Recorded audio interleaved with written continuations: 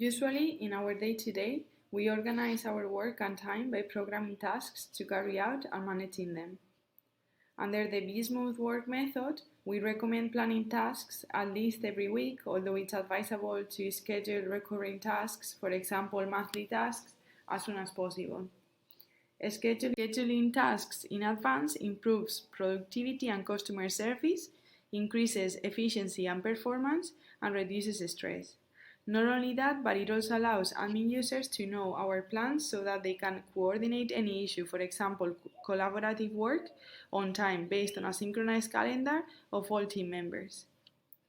To create and manage tasks, although it's not the only way, we can always start from the calendar. First, we add a task either from the New Task button or from the main calendar, as we will see in greater detail in the corresponding training section. After creating the task, there are three main possible scenarios. One is that support is needed to carry out the task. Two is that the task is carried out. And three is that it requires following up on it. If support is required to complete the task, either because we need information about the procedure to be carried out or because we need documents during its execution, by clicking on the task in question, we can access the knowledge base through the knowledge base button.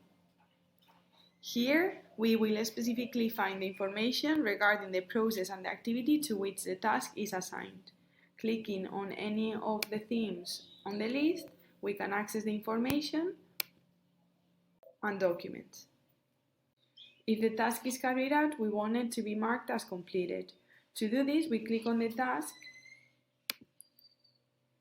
and we click on File, which takes us to the client section where the client's record will be opened and the task will appear in the first line of the task record. We introduce notes to specify details about the task's development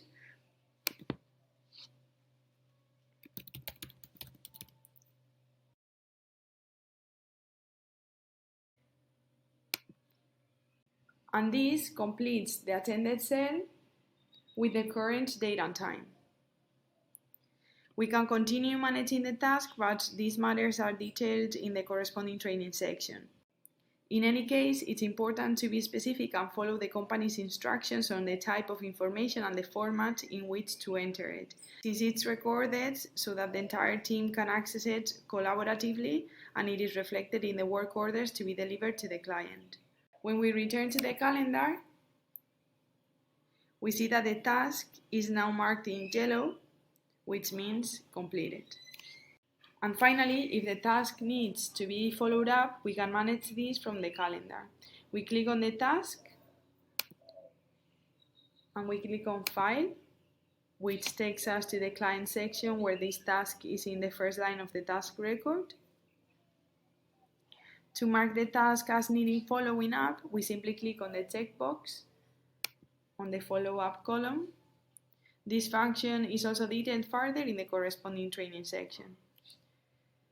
Finally, it's important to understand the repercussions of all this task management. Each task contributes to a data analysis available to admin users, so it's very necessary to be specific in the time spent on each task.